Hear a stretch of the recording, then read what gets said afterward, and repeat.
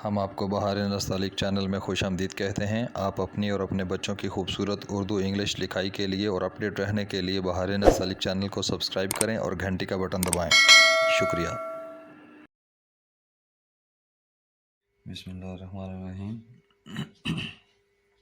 آج کے سبق میں ہم پڑھیں گے مد اور کشش میں کیا فرق ہے، مد کیا ہوتی ہے، کشش کیا ہوتی ہے۔ حروف تہجی میں سے مد کن کی کھینچ سکتے ہیں اور کشش کن کی کھینچ سکتے ہیں اور کن کی نہیں کھینچ سکتے، اس کے بارے میں کیا اصول و ضوابط ہے، اس کو ہم اسٹڈی پڑھیں گے۔ سب سے پہلے دیکھیں، ہم یہ اسٹڈی کرتے ہیں کہ مد جو ہوتی ہے وہ کیا ہوتی ہے، مد اور کشش۔ تو اردو نستعلیق میں آپ دیکھیے گا کہ ہمارے ہاں نستعلیق لکھنے کے لیے 3 رخ ہوتے ہیں۔ ایک رخ ہوتا ہے، ایک کھڑا رخ ہوتا ہے، جیسے الف لکھتے ہیں تو ایک کو سٹارٹ کرتے ہیں، اور دوسرا رخ ہوتا ہے، اسے پڑا رخ کہتے ہیں، بیٹھا ہوا رخ ہوتا ہے، جیسے ہم بے کو کھینچتے ہیں، چھوٹی بے کھینچیں یا کشیدہ کر کے بے کھینچیں، اس کو دوسرا رخ کہتے ہیں، پڑا رخ کہتے ہیں۔ اور تیسرا رخ ہوتا ہے ترچھا رخ۔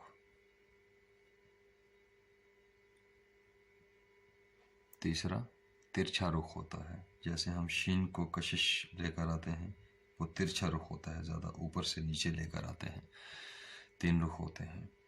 تو یہ یاد رکھیے گا کہ مد جو ہوگی وہ جو پڑا رخ ہوتا ہے اس پہ مد کو کھینچتے ہیں، مد پڑے رخ پہ ہوگی، اور کشش جو ہے وہ کھڑے رخ پہ ہوگی۔ کشش کے لیے ترچھے رخ پہ ہوگی۔ کھڑا رخ تو الف کا ہوتا ہے، جو کشش ہوگی وہ اس کا رخ ترچھا ہوگا، یعنی پڑے سے ذرا سا کھڑا ہوگا لیکن ترچھا رخ ہوگا، اس کو کشش کہتے ہیں۔ یہ تو ان کی تعریف ہو گئی۔ اب ہم دیکھتے ہیں کہ کن حروف کو ہم مد یا کشش کھینچ سکتے ہیں۔ پہلا اصول اس کا یہ ہے کہ آپ ایک لفظ پہلا دیکھیں، اردو۔ یہ اردو کا لفظ ہمیں بڑی سہولیات دیتا ہے اصول و ضوابط میں۔ اردو کی آپ مد یا کشش نہیں کھینچ سکتے، نہ الف کی کھینچ سکتے ہیں، نہ رے کی، رے رے زے یہ پوری فیملی کی، نہ دال ڈال زال اس فیملی کی، اور واو کی بھی نہیں کھینچ سکتے۔ یعنی یہ حروف تہجی میں سے ان کو یاد رکھ لیں پہلے آسان کے، الف، دال ڈال زال، رے ڑے زے یہ اور واو، ان کو نکال دیں، ان کی نہیں کھینچ سکتے۔ اب اس کے بعد دوسرا اصول پڑھتے ہیں کہ پھر باقی جو بچتے ہیں ان میں سے کن کن کی کھینچ سکتے ہیں۔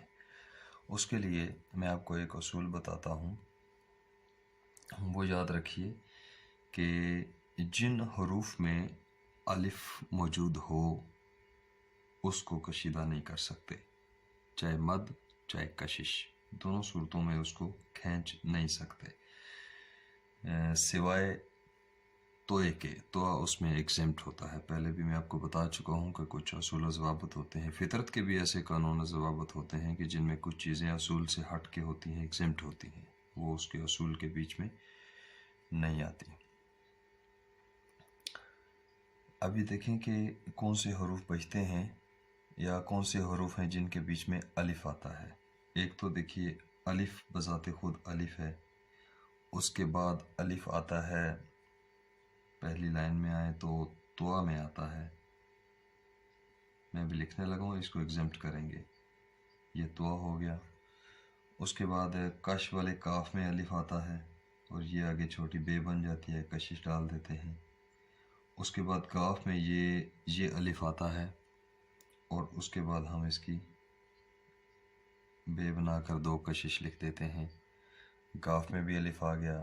اس کے بعد لام میں الف آتا ہے اور دائرہ بنا دیتے ہیں. اس کے بعد میم میں الف آتا ہے، پہلے میم کی شکل بناتے ہیں، پھر نیچے 5 قط کا الف لمبا لے کر چلے جاتے ہیں. اب اس کے علاوہ اور کوئی حروف نہیں ہیں جس میں الف آتا ہو. اب دیکھیے ان کو باری باری ہم سٹڈی کرتے ہیں کچھ مثالوں کے ساتھ. اس اصول کو بھی ذہن میں رکھیے، اس کو ہم ڈیٹیل سے ڈسکس کرتے ہیں. اس کے بعد ایک ہے کی بھی کھینچ سکتے ہیں. ہے میں کچھ حروف ہیں جن کی ہے کی کچھ شکلیں ہیں جن کی نہیں کھینچ سکتے. دوسرا اصول کیا ہو گیا کہ جن حروف میں الف موجود ہو اس کو کشش نہیں بنا سکتے یا مد نہیں بنا سکتے. اس کے علاوہ کے جتنے حروف ہیں حروف تہجی کی، ان کی کشش یا مد کھینچ سکتے ہیں. اب ہم دیکھتے ہیں کہ الف کی کشش یا مد ہم نہیں کھینچ سکتے، یہ ہم اردو میں بھی پڑھ چکے ہیں. اور جن حروف میں الف موجود ہو اور الف میں بذات خود الف موجود ہے تو اس کی بھی نہیں کھینچ سکتے. اس کے بعد بے کی کھینچ سکتے ہیں، پوری فیملی کی کھینچ سکتے ہیں. جیم ہے اس کی کھینچ سکتے ہیں. آگے دال، ڈال، زال وہ اردو والی فیملی میں آ جائیں گے. اس کے بعد سین آتا ہے، اس کی ہم کھینچ سکتے ہیں. شین بھی اسی طرح سے. سواد کی کشش بھی کھینچ سکتے ہیں. تو ایگزامپل آ گیا. الف ہے، اصولاً تو یہ ہونا چاہیے کہ الف توئے میں یہ الف ڈالا جاتا ہے تو اس کی نہیں کھینچ سکتے، لیکن توئے کی کشش کھینچتے ہیں. جیسے ہم اطلاع لکھیں یا ظلم لکھیں یا نظام لکھیں. اطلاع لکھتے ہیں اچھے الفاظ کے لیے، اطلاع لکھ سکتے ہیں، نظام لکھ سکتے ہیں. تو الف ہونے کے باوجود اس کو کشیدہ کر سکتے ہیں. یہ ایگزامپٹ ہے، یاد رکھیے گا. اچھا، سواد کے بعد تو ہو گیا. پھر آگے این کی کشش کھینچ سکتے ہیں،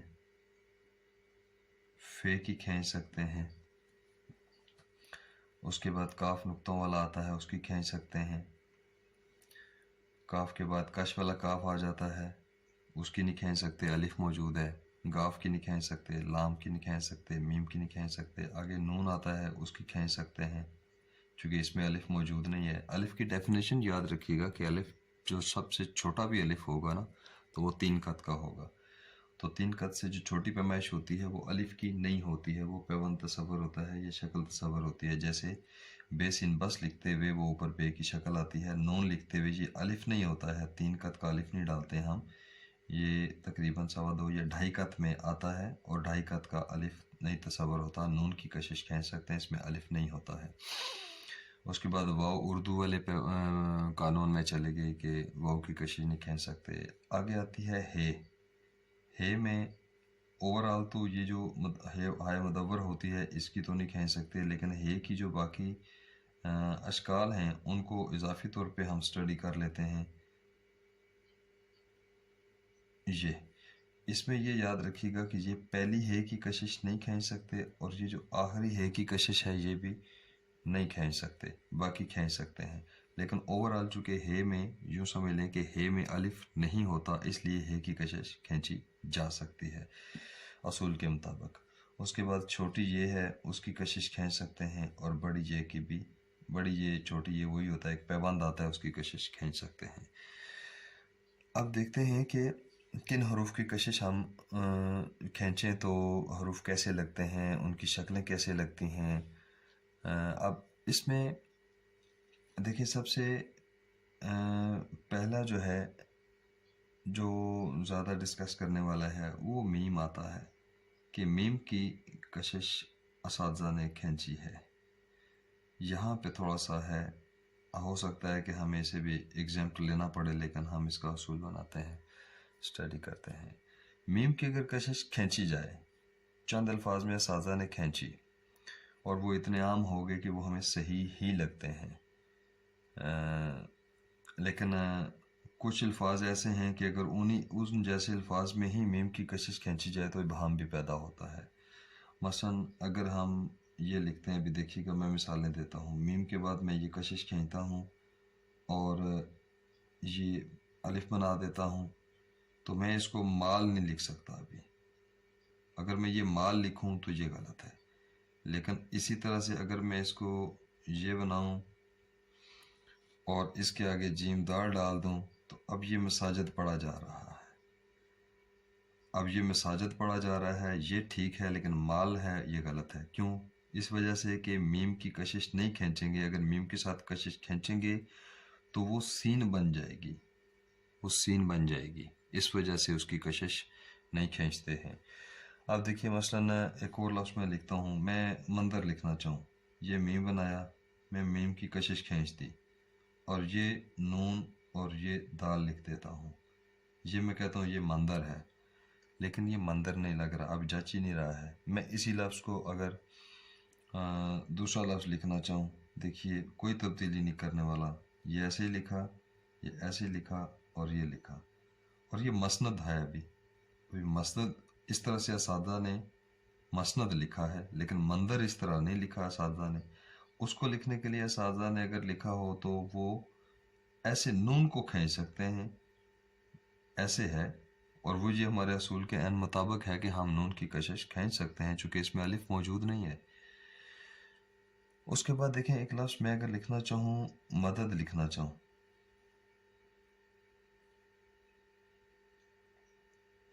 یہ اب یہ مدد غلط ہو گیا چونکہ میم کی کشش ہم نہیں کھینچ سکتے ہیں، یہ سین پڑا جاتا ہے۔ اگر میں لکھوں اس طرح سے، اسی کو لکھ کر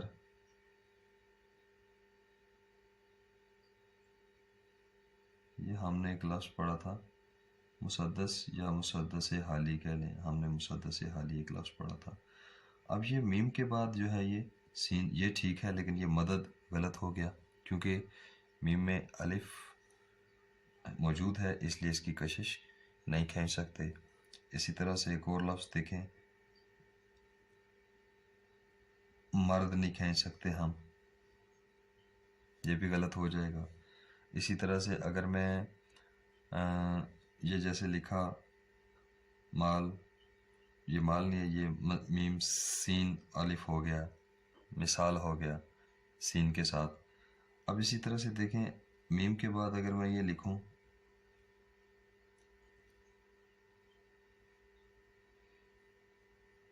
میم سین، یہ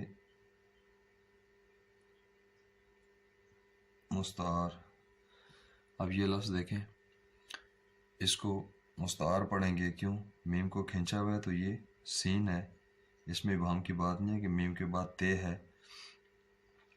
اسی طرح سے آپ ایک لفظ دیکھیں، جیسے کچھ اساتذہ نے الفاظ جو کھینچے ہوئے وہ میں آپ کو بتاتا ہوں، جیسے کمال لفظ کو اساتذہ نے اس طرح سے لکھ دیا ہے،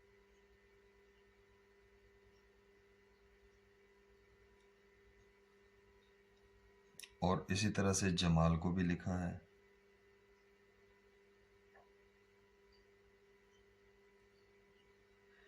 لیکن یہ حروف لکھے گئے ضرور ہیں، لیکن آپ ان کو تھوڑا سا اس سینس میں دیکھیں، اس اصول کے سینس میں دیکھیں تو یہ کنفیوژن کریٹ کرتے ہوئے آنکھوں کو کنفیوژن پیدا کرتے ہیں کہ یہ میم کھینچا ہوا ہے یا سین کھینچا ہوا ہے۔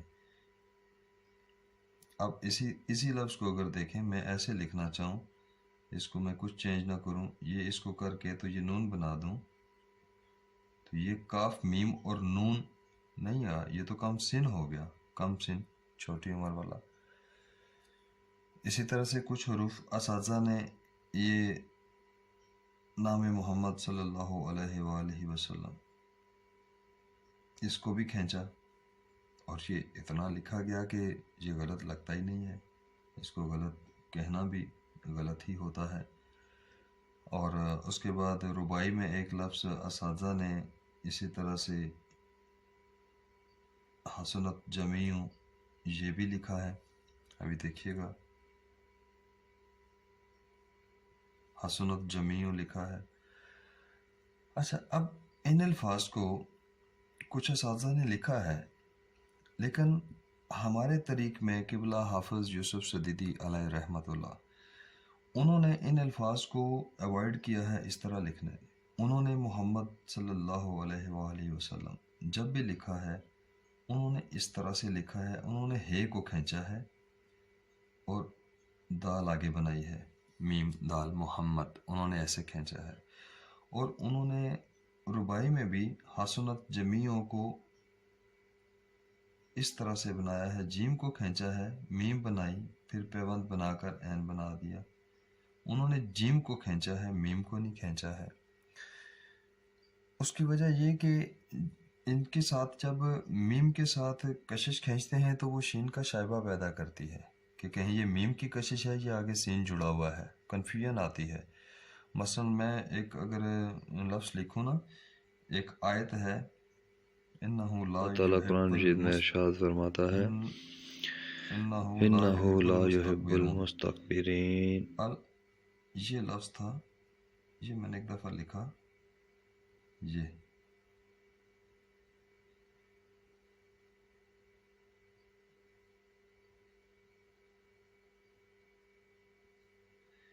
ज़ेर ज़बर ना लगाएं तो यहाँ पे इंतहाई कन्फ्यूजन क्रिएट होती है कि ये अल मुतकब्बिरीन है, ये अल मुतकब्बिरीन है या अल मुस्तकबिरीन है।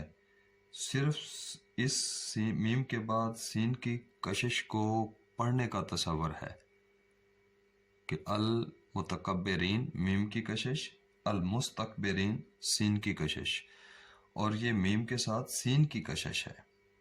असूल के तहत मीम के साथ कशीदा करेंगे तो वो सीन की कशिश तसव्वुर होगी। और अब अगर यहाँ पे उसी असूल के तहत देखा जाए कि ये मीम की कशिश है, तो फिर इस मीम के साथ सीन कैसे मिलाएंगे? अगर मैं इसको लिखूँ तो ये नहीं लिखने होगा या बड़ा अजीब सा लगेगा। अगर ये मीम लिखूँ, फिर एक पेवंद बनाकर ये लिखूँ, और फिर ये ते काफ और बेरीन लिखूँ, अब देखिए ये लफ्ज़ बज़ाते खुद अजीब लग रहा है कि अल मुस्तकबिरीन, ये बीच में पेवंद ये खटक रहा है अभी कि ये कैसे है। तो ये अब और अल्फाज देख लीजिए। मसलन मैं एक लफ्ज़ लिखता हूँ, ये कमज़ोर लिखता हूँ, तो ये भी सीन हो गया है, ये कमज़ोर नहीं है, ये सीन हो गया है। उसके बाद क्योंकि इसी पैमाने पे देखें, अगर मैं ये दाल के ये जे के साथ, अगर वो पहले भी मैंने लफ्ज़ लिखा, अभी देखिएगा, ये काफ मीम, इसको मैं खींचता हूँ, मीम की कशिश अगर खींचूँ और ये नून अगर बनाता हूँ मैं, तो ये काफ मीम नून नहीं है ना, सीन हो गया, कम सिन, कमज़ोर ऐसे होगा। अब इसी तरह कमिश्नर देख लें, अगर मैं ऐसे लिखता हूँ,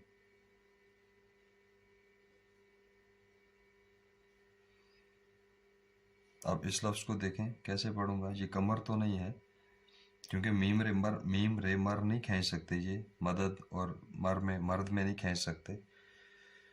इसी तरह से अगर हम अब देखें, हम कमिश्नर लिखते हैं और अक्सर लिखते हैं, ऐसे बनाकर ये हम नून रे, अब ये ठीक है चूँकि मीम के साथ शीन कशिश है और मीम को नहीं खींच सकते, मीम के साथ सीन को खींच सकते हैं। अब और देख लें मिसालें, जैसे हम एक लफ्ज़ लिखना चाहें मुबालगा, ये असातिज़ा ने इसको बेलपा को खींचा है और लाम ये हो गया, ये ठीक है। लेकिन ऐसे अभी देखिए, मैं इसको अगर ऐसे लिखूं,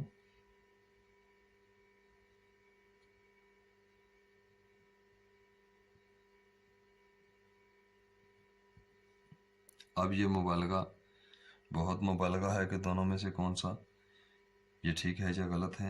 ये बे को खींच सकते हैं, मीम के साथ ये सीन तस्वर होगा, वो इस वजह से कि अभी देखिए मैं एक और लफ्ज़ लिखता हूँ, मीम को अगर छोड़ कर ये मैं इस तरह से लंबा इसको खींचूँ तो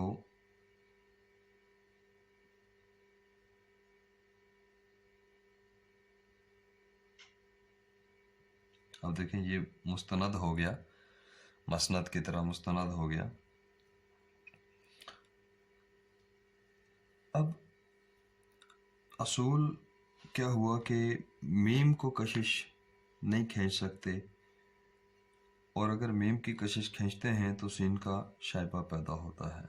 कुछ अल्फाज हैं जो इतने ज़्यादा लिखे जा चुके हैं, अरबी के हैं, अपने हैं, कि हम उनको गलत तो नहीं कह सकते, लेकिन उनको एग्जेम्प्ट कर सकते हैं, कि इनको असातिज़ा ने लिखा है तो लिखते हैं और पढ़ने में आसानी होती है। जैसे कि मैं एक लफ्ज़ लिखता हूँ, ये काफ मीम, इसको मैं खींचता हूँ, نہیں آتے، چونکہ غلط العام ہو چکے ہیں یا ہماری نظروں سے اتنے مانوس ہو چکے ہیں کہ وہ غلط نہیں لکھتے، تو آپ لکھ لیں. لیکن اصول یہی بنتا ہے کہ الف سے اگر کشش نہیں کھینچی جا سکتی، الف سے اللہ ہوتا ہے اور اس کی کشش نہیں ہوتی ہے. یہ اس کو ذہن میں رکھ لیں کہ الف سے اللہ ہو گیا، دونوں صورتوں میں لکھ لیں، لیکن یہ صورت زیادہ افضل ہے. تو الف سے اگر کشش ہم نہیں کھینچ سکتے تو میم سے محمد ہو گیا. اللہ کی کشش نہیں تو محمد صلی اللہ علیہ وسلم حرف کی کشش بھی نہیں ہے. نام الہی سے جڑا نام محمد. اس کو فارمولہ بنا لیں کہ الف کی کشش نہیں ہے تو میم کی کشش بھی نہیں ہے، کیونکہ میم کے اندر بھی الف موجود ہے، اور جن جن حروف میں الف موجود ہو آپ ان کی کشش نہیں کھینچ سکتے. اور اس سے بڑھ کر بھی ایک اصول یوں یاد رکھیں کہ اس میم کے اصول کے علاوہ باقی جتنے بھی اصول ہیں لکھائی کے، لکھنے کے، جن حروف میں کنفیوژن پیدا ہو جائے یا جن الفاظ میں لکھتے ہوئے کنفیوژن پیدا ہو جائے کہ یہ ایسے ہیں یا ایسے ہیں، تو ان کو کلیئر کر کے لکھنا لکھنے والے کی ذمہ داری میں آتا ہے. یہ سب سے بڑا اصول ہے، اس کو یاد رکھیے گا. تو یہ ہمارا آج سبق تھا کہ کن حروف کی ہم کششیں یا مدیں کھینچ سکتے ہیں اور کن کی نہیں کھینچ سکتے. آپ کو اگر اس سبق سے کچھ فائدہ ہوا ہو تو آپ بہار نستعلیق کو سبسکرائب کر دیں اور گھنٹی کا بٹن دبا دیں، تاکہ آپ کو جتنی بھی ہماری لیٹسٹ ویڈیوز ہیں اسباق کے بارے میں، قواعد کے بارے میں، وہ آپ کو ملتی رہیں اور آپ اس سے مستفید ہو.